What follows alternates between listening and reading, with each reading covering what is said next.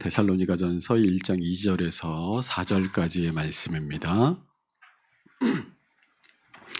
신약성경 329페이지 데살로니가전서 1장 2절에서 4절의 말씀을 우리 한 목소리로 함께 읽겠습니다. 우리가 너희 모두로 말미암아 항상 하나님께 감사하며 기도할 때에 너희를 기억함은 너희의 믿음의 역사와 사랑의 수고와 우리 주 예수 그리스도에 대한 소망의 인내를 우리 하나님 아버지 앞에서 끊임없이 기억함이니 하나님의 사랑하심을 받은 형제들아 너희를 택하심을 아노라. 아멘.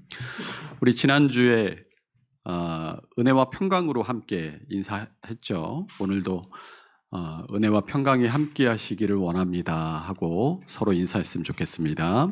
은혜와 평강으로 함께 하시기를 축원합니다. 바랍니다. 아멘. 이 태어난 지 한 달 정도밖에 되지 않은 이 데살로니가 교회를 떠나온 이 사도 바울은 데살로니가 교회의 성도들에게 이 사도 바울의 부재와 또 이 유대인들의 핍박으로 이 교인들이 믿음을 잃을까봐 노심초사했습니다. 그래서 자신도 이 유대인들의 핍박에 쫓겨 이리저리 옮겨 다녀야 하는 처지임에도 디모데를 데살로니가로 보내서 데살로니가 교회의 소식을 가져오게 합니다. 디모데가 가지고 온 소식은 사도 바울을 기쁘게 하고도 남음이 있었습니다. 데살로니가 교회가 짧은 이 기간과 또 극심한 핍박 가운데서도 믿음으로 바르게 섰다라는 소식을 가져온 것이었죠. 이 소식을 들은 사도 바울은 데살로니가전서 3장 8절의 말씀에서 너희가 주 안에 굳게 선즉 우리가 이제는 살리라라고 말하며 안도했습니다. 그리고 데살로니가 교회를 향해 편지를 써서 그들을 칭찬합니다. 데살로니가전서 1장 6절과 7절입니다. 함께 읽습니다. 또 너희는 우리와 주를 본받은 자가 되었으니 그러므로 이제 마케도니아와 아가야에 있는 모든 믿는 자의 본이 되었느니라. 아멘. 이렇게 짧은 시간에 마케도니아와 아가야 지방의 모든 믿는 자들의 본이 될 만큼 아름답게 성장한 이 데살로니가 교회를 향해서 사도 바울은 1절의 말씀을 통해 은혜와 평강이 너희에게 있을지어다 라고 축복합니다. 사도 바울은 자신의 대부분의 서신에 이 은혜와 평강으로 축복을 써서 보냈습니다.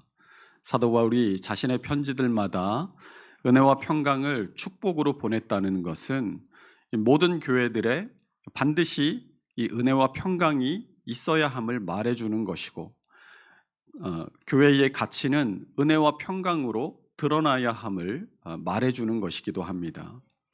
그래서 우리가 교회라고 한다면 은혜와 평강이 우리 안에 있기를 힘쓸 뿐만이 아니라 다른 것을 자랑하는 것이 아니라 은혜와 평강을 자랑해야 할 줄로 믿습니다. 뿐만 아니라 고린도후서 3장 2절과 3절이 말씀하는 바와 같이 우리가 서로를 향한 그리스도의 편지요 또 세상을 향한 그리스도의 편지임을 깨닫는다면 그 안에 당연히 주님의 은혜와 평강이 담겨 있어야 한다고 했습니다. 그래서 나를 만나는 모든 이들이 하나님의 은혜와 평강을 받아볼 수 있어야 한다라고 지난주 말씀을 통해서 함께 나눴죠. 지난 한 주간 여러분은 여러분의 삶 속에서 만나는 모든 사람들에게 그리스도의 편지가 되어서 은혜와 평강을 전하셨습니까? 디모데전서 4장 7절이 경건에 이르도록 내 자신을 개역 성경에는 연습이라고 되어 있는데 이 경건에 이르도록 내 자신을 연습하라라고 말씀하는 것처럼 주님의 은혜와 평강을 전하는 일은 한 번 해가지고는 익숙해지지 않습니다. 늘 나는 그리스도의 편지다, 나는 주님의 은혜와 평강을 전하는 사람이다 라는 것을 의식하고 사람을 만나고 대해야 합니다. 지금은 잘 안 돼도 이 디모데전서 4장 7절의 말씀처럼 자꾸 연습을 하다 보면 고린도후서 2장 15절이 우리를 이 그리스도의 향기다라고 말씀하는 것처럼 어느새 이 향기와 같이 우리의 몸에 자연스럽게 배어서 우리가 의식하지 않아도 주님의 은혜와 평강을 내가 만나는 사람들에게 전하는 사람이 될 수 있을 줄로 믿습니다. 오늘 본문에서 사도 바울은 2절 말씀에서 우리가 너희 모두로 말미암아 항상 하나님께 감사하며 기도할 때에 너희를 기억한다라고 말씀하고 있습니다. 여기서 말하는 우리란 1절에 바울과 실루아노 그리고 디모데, 그러니까 이 세 사람은 이 데살로니가 교회를 세우기 위해서 함께 수고했던 동역자들이죠. 이 우리가 너희 모두, 그러니까 데살로니가 교회의 성도들 때문에 항상 하나님께 감사하고 또 기도할 때마다 너희를 기억하고 기도하고 있다라고 말씀하고 있는 거예요. 사도 바울이 이 데살로니가 교회의 성도들을 생각하며 항상 하나님께 감사했던 이유는 3절에 나오는 것처럼 하나님 앞에서의 그들의 믿음과 사랑과 소망 때문이었습니다. 또한 사도 바울과 그 동역자들이 기도할 때마다 데살로니가 교회의 성도들을 기억하고 기도하는 내용 역시 그들의 믿음과 사랑과 소망 때문이었어요. 이 믿음과 사랑과 소망은 우리 기독교 신앙의 덕목 가운데 가장 중요한 덕목이라고 할 수 있습니다. 그래서 사도 바울은 그리스도인의 삶과 행실에 대해서 말할 때 이 믿음과 소망과 사랑에 대해서 항상 즐겨 사용했어요. 이 가운데 믿음은 히브리어로 에문 혹은 아문이라고 발음하는데 이 성경에서 이 단어가 처음 등장한 곳이 페이지 넘겨주세요. 이 단어가 처음 등장한 곳이 창세기 15장 6절에 아브라함을 만난 자리에서였습니다. 우리 창세기 15장 6절 같이 읽어볼까요? 아브라함이 여호와를 믿으니 여호와께서 이를 그의 의로 여기시고, 여기서 이 믿으니라는 말에 해당하는 단어가 이 에문의 형태인 에무나라는 말이에요. 그런데 이 구절을 잘 보면 아브라함이 여호와를 어떻게 했어요? 에무나, 믿으니 여호와께서 이것, 그러니까 아브라함의 에문, 믿음을 그의 의로 여기셨다라고 말합니다. 그러니까 믿음은 단순히 정서적인 동의 정도의 표현을 뜻하는 표현이 아니라 이 하나님과 아브라함 간의 상호 관계의 문제이고 정서적인 동질감의 표현이기도 한 겁니다. 그래서 히브리어 사전에서 이 믿음을 뜻하는 에문이라는 말을 찾아보면 사전에 이렇게 되어 있어요. 구축하다, 지원하다, 부모로서 양육하다, 그리고 돌보다, 신뢰하다, 확신하다, 이런 뜻이 이 믿음을 뜻하는 에문의 히브리어 용법에 나타나 있습니다. 여러분 한번 생각해 보십시오. 하나님께서 아브라함에게 고향과 친척과 아버지의 집을 떠나 하나님께서 보여줄 땅으로 가라고 페이지 넘겨줘 보세요. 12장 1절에서 고향과 친척과 아버지의 집을 떠나 하나님께서 보여줄 땅으로 가라라고 창세기 12장 1절에서 말씀하셨을 때 거기 보시면 하나님께서 보여주신 땅이 아니에요. 그러니까 하나님께서 내가 지시할 땅으로 가라고 말씀하셨을 때 그 땅을 아브라함에게 보여주신 적이 없어요. 어떻게 가라고 하셨어요? 하나님께서 보여줄 땅으로 가라고 합니다. 그러니까 하나님은 말씀으로 약속만 하셨지 실제로 아브라함에게 그가 정착할 땅을 보여주신 적이 없었다는 거예요. 아브라함에게 하나님께서 이 고향과 친척과 아버지의 집을 떠나 내가 내게 보여줄 땅으로 가라라고 하셨을 때 아브라함이 떠나잖아요. 그리고 실제로 가나안 땅에 이르러 살면서 여러 가지 일들을 겪게 됩니다. 가뭄 때문에 애굽으로 내려갔다가 아내인 사레를 여동생이라고 속였다가 하나님께서 그를 구원해 주시기도 하고, 또 함께 이 가나안 땅으로 이주했던 조카인 롯이 자기를 떠나서 소돔과 고모라에 정착했다가 그곳에 전쟁이 나면서 포로로 잡혀간 이 롯을 아브라함이 쫓아가서 이 롯을 구출해 오는 일까지 있었어요. 하나님께서 보여주실 땅으로 왔는데 왜 이래요? 왜 기근이 들고, 왜 권력자 앞에서 자기 목숨을 걱정하고, 왜 전쟁통에 휘말려서 자기의 핏줄이 생명의 위협을 당해야 합니까? 여러분, 이거 다시 돌아가야 되는 거 아니에요? 우리 히브리서 11장 15절 16절 상반절을 함께 읽어보겠습니다. 그들이 나온 바 본향을 생각하였더라면 돌아갈 기회가 있었으려니와 그들이 이제는 더 나은 본향을 사모하니 곧 하늘에 있는 것이라. 여러분, 똑같은 일을 겪어도 믿음을 가졌느냐 아니냐에 따라서 전혀 다른 결과가 나옵니다. 믿음이 없는 사람은 뒤를 돌아보지만 믿음이 있는 사람은 앞을 바라봐요. 가나안의 12정탐꾼의 보고와 그 보고를 받은 이스라엘 백성들의 모습을 보세요. 부정적인 보고를 들은 이스라엘 백성들이 모세와 아론을 돌로 치고 애굽으로 돌아가자고 합니다. 그러나 믿음이 있었던 여호수아와 갈렙은 여호와께서 우리를 기뻐하시면 우리를 그 땅으로 인도하여 들이시고 그 땅을 우리에게 주시리라라고 백성들을 설득합니다. 믿음의 사람은 미래를 보고 그 미래의 소망 가운데 거하는 거예요. 이런 일들을 겪은 아브라함에게 하나님께서 환상 중에 다시 한번 나타나십니다. 그리고 아들이 없던 아브라함에게 내가 내게 아들을 주리라고 약속하세요. 그리고 그를 밖으로 데리고 나가서 밤 하늘의 별들을 보여주시면서 저 별들을 네가 셀 수 있나 봐라. 내가 저 별들과 같이 너의 자손을 셀 수 없이 많아지게 해주겠다라고 약속하십니다. 그리고는 창세기 15장 6절에서 아브라함이 여호와를 믿으니 여호와께서 이를 그의 의로 여기시고라는 말씀이 여기에 등장하는 거예요. 여러분, 히브리서 11장 1절이 뭐라고 말씀합니까? 믿음은 바라는 것들의 실상이요 보이지 않는 것들의 증거다라고 말씀하잖아요. 아브라함처럼 믿음이란 지금 내 눈에는 보이지 않지만 그것이 보이는 것처럼 사는 것, 그것이 믿음입니다.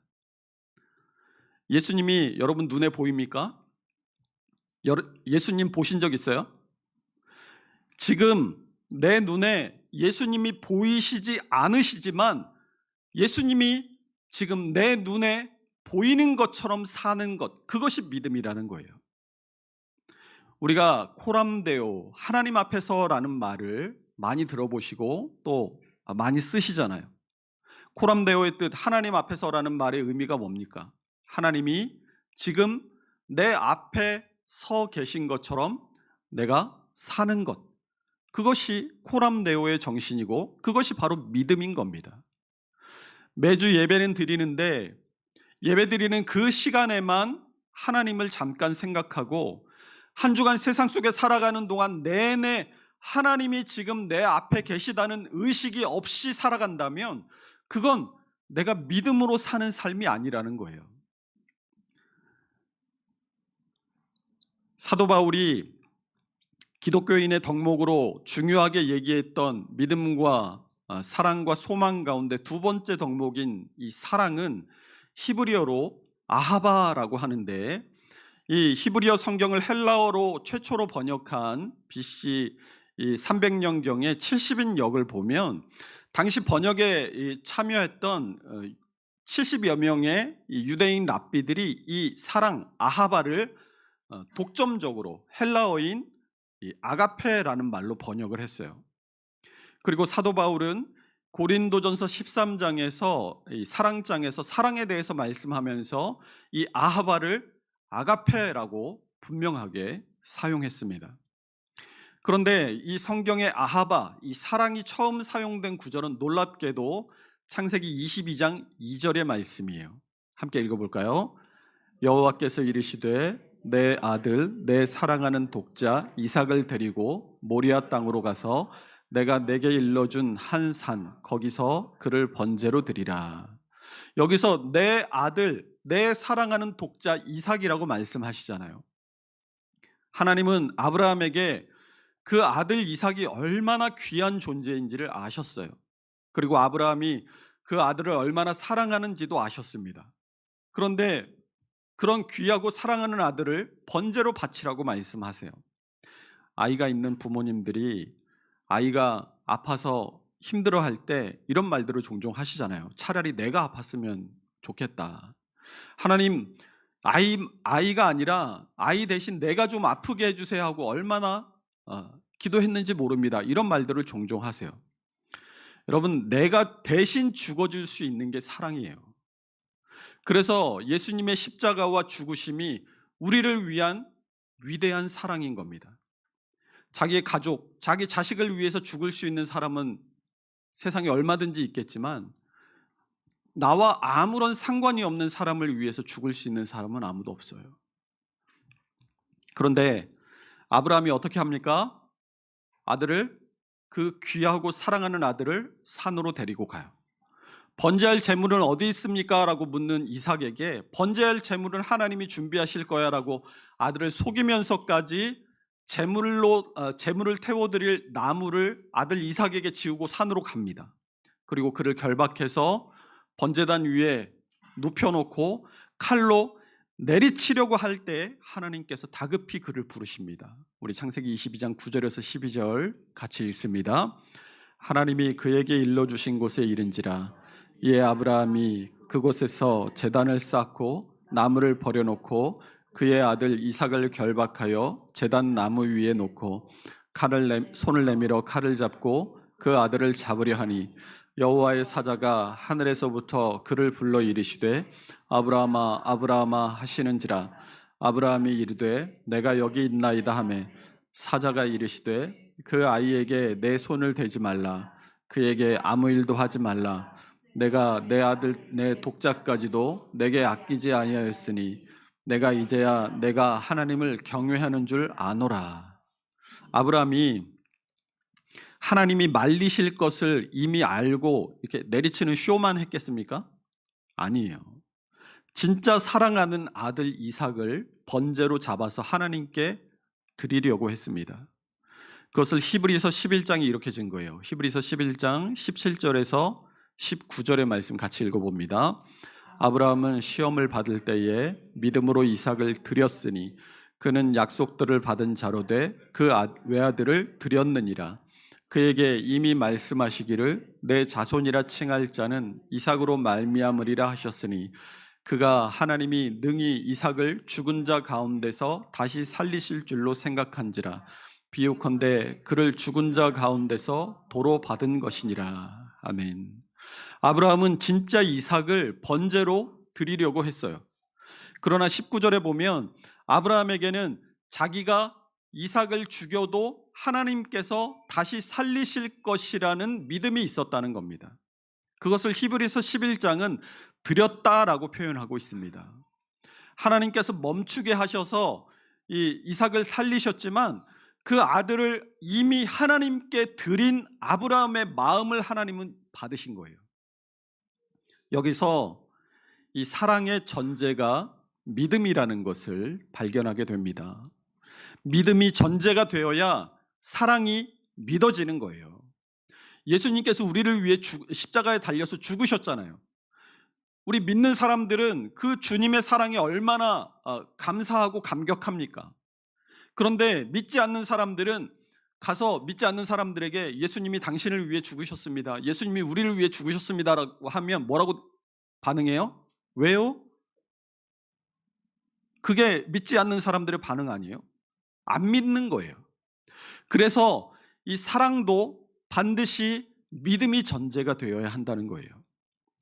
세 번째인 소망은 히브리어로 티크바라고 하는데 이 티크바, 소망이라는 말은 카바라는 단어에서 나왔어요. 이 카바라는 말은 기다리다라는 뜻을 가진 동사인데 그러니까 이 타바, 기다림이라는 말과 티크바, 소망이라는 말은 그 어원이 같은 거예요.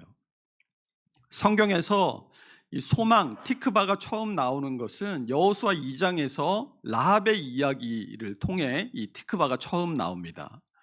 라합이 정탐꾼을 숨겨주고 하나님에 대한 믿음을 고백하죠. 그러자 정탐꾼이 라합과 가족들을 살려줄 것을 맹세하면서 이스라엘이 이 성에 쳐들어올 때 너희가 머물고 있는 그 집의 창문에 붉은 줄을 매달고 있어라. 그러면 안전할 것이다 라고 약속을 합니다.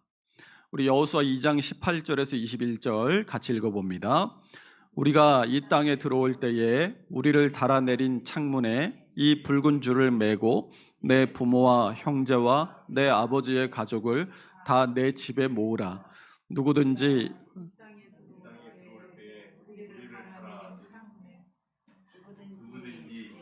네.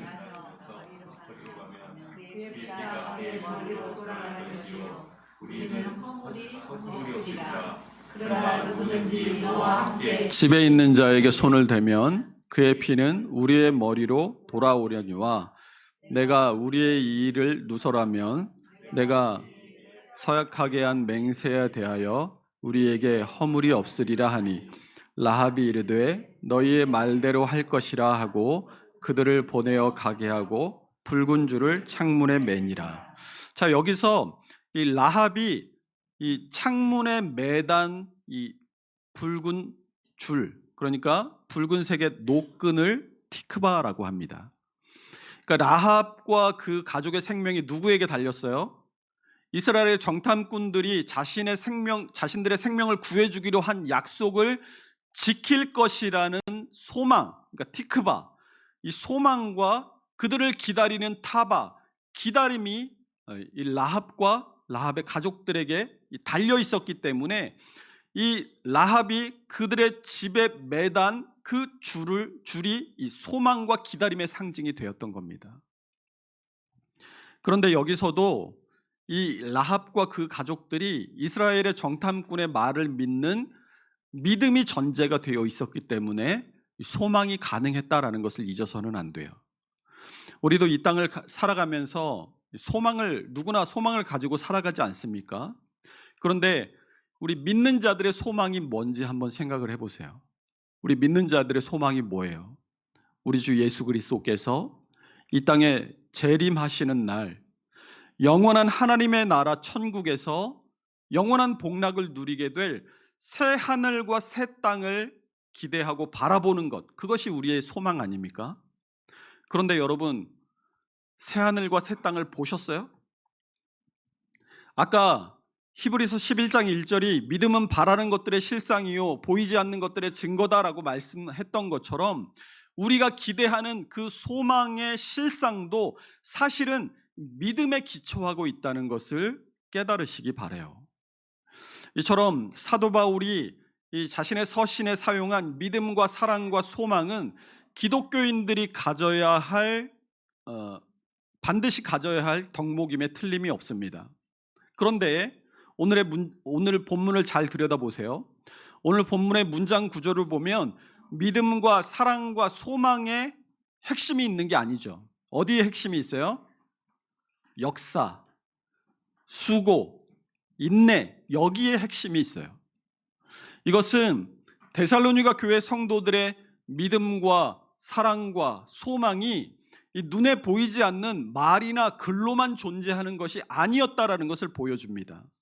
믿음의 역사, 사랑의 수고, 소망의 인내라는 말처럼 데살로니가 교회의 성도들은 실제로 자신들의 삶을 통해 믿음과 사랑과 소망이 있다라는 것을 드러냈다라는 거예요. 이 믿음의 역사가 뭘까를 조금 더 자세히 살펴보면 이 화면 보시면 헬라어로 이 투 에르구 테스 피스테오스라고 이 믿음의 역사를 원어를 보면 이 투 에르구 테스 피스테오스라고 되어 있는데 여기서 이 투와 테스는 전치사로 그 혹은 그것 이것을 뜻합니다.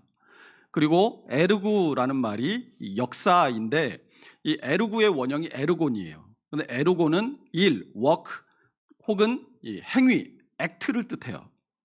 그리고 피스테오스는 피스투스, 믿음을 말하는 것입니다.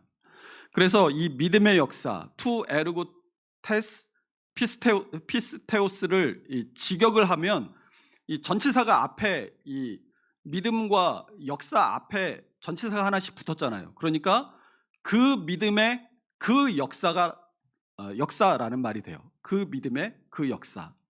그래서 이 구절을 영어 성경으로 보면 work produced by faith, 그러니까 믿음으로 만들어진 일, 이렇게 번역을 하고 있어요.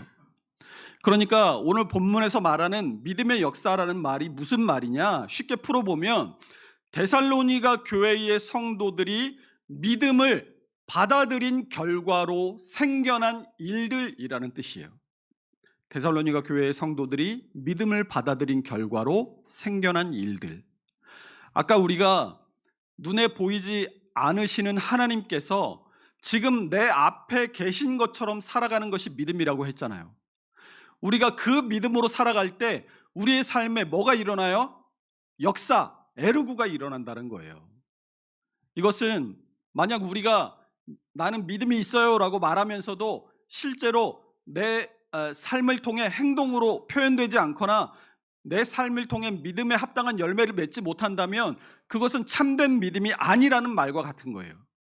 그런 믿음을 야고보서 2장 26절이 죽은 믿음이다 라고 표현하고 있습니다.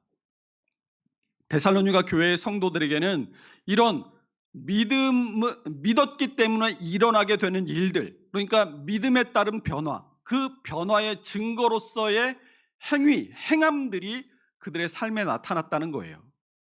그냥 나 혼자 알 정도로 사소하게 아주 작게 그 믿음의 역사, 그 믿음의 행함들이 나타난 게 아니라 마케도니아와 아가야 지방에 있는 모든 믿는 자들이 다 알고 이 데살로니가 교회의 성도들의 믿음을 본받고자 할 정도로 크게 소문이 나는 거예요. 여러분, 내가 예수 믿는데 내가 예수를 믿는지 안 믿는지 사람들이 모를 정도로 예수 믿으면 안 돼요. 예수 믿기 전에 나를 알던 사람들이 예수 믿은 후에 나를 보고 와, 저 사람 예수 믿더니 사람이 확 달라졌네, 이렇게 말할 정도로 여러분의 삶이 달라지셔야 돼요. 내가 예수 믿는 줄을 몰랐다가 예수 믿는다는 걸 알게 된 사람들이 와, 어쩐지 저분은 역시 예수 믿는 사람은 다르구나 라고 할 정도로 여러분의 삶 가운데 선한 믿음의 변화, 믿음의 역사가 있어야 한다는 거예요. 이게 오늘 본문이 얘기하는 믿음의 역사인 겁니다. 그런데 사실 이 믿음대로 사는 일이 녹록치가 않죠. 좀 애써서 믿음으로 사는 것 같다가도 어느새 보면 다시 무너지고 또 다시 무너지고, 그걸 반복하는 게 우리의 연약한 믿음 아니겠습니까? 그렇다고 해서 믿음으로 사는 일이 불가능할까요? 그렇지 않아요. 이것이 불가능했다면 하나님께서 우리에게 믿음으로 살라고 요구하지 않으셨을 겁니다. 이것은 가능해요. 우리 데살로니가전서 2장 13절의 말씀 같이 읽어보겠습니다. 이러므로 우리가 하나님께 끊임없이 감사함은 너희가 우리에게 들은 바 하나님의 말씀을 받을 때에 사람의 말로 받지 아니하고 하나님의 말씀으로 받음이니 진실로 그러하도다. 이 말씀이 또한 너희 믿는 자 가운데에서 역사하느니라. 믿음의 역사가 여기 나오잖아요. 그런데 그 믿음의 역사가 어떻게 이루어진다고 말하고 있습니까? 본문을 잘 보세요. 말씀을 사람의 말이 아니라 하나님의 말씀으로 받는 그 사람들에게 말씀이 역사한다라고 말하고 있어요. 내가 하나님의 말씀대로 행하고 살려고 애쓰는 거, 이거 잘 안 되지만 되는 거, 내가 할 수 있는 게 있다라는 거예요. 그게 뭐예요? 말씀을 들을 때 그 말씀을 사람의 말이 아니라 하나님의 말씀으로 받아들이는 거, 그거 할 수 있다라는 거예요. 우리가 말씀을 오늘 내게 주시는 하나님의 음성으로 들을 때 내가 아니라 하나님의 말씀의 능력이 우리를 믿음으로 살게 한다라는 겁니다. 이것이 하나님의 말씀이 가지는 강권적인 능력의 역사인 줄로 믿으시기 바랍니다. 이런 믿음의 역사들이 데살로니가 교회의 성도들에게뿐만 아니라 우리 함께 지어져가는 교회와 또 여러분 모두에게 나타나기를 축원합니다. 우리가 믿음으로 살기를 결단하고 날마다 말씀의 능력을 의지함으로 주님의 도우심을 구하며 살아갈 때 하나님의 능력이 우리의 삶 가운데 나타나요. 그리고 우리를 믿음으로 행하게 하실 줄로 믿습니다. 그러므로 우리 모두가 한 주간을 살아가면서 주님의 은혜와 능력을 구하고 그 말씀을 의지하고 살아가기로 결단할 수 있는 우리 모든 믿음의 사람들이 될 수 있으시기를 주님의 이름으로 축원합니다.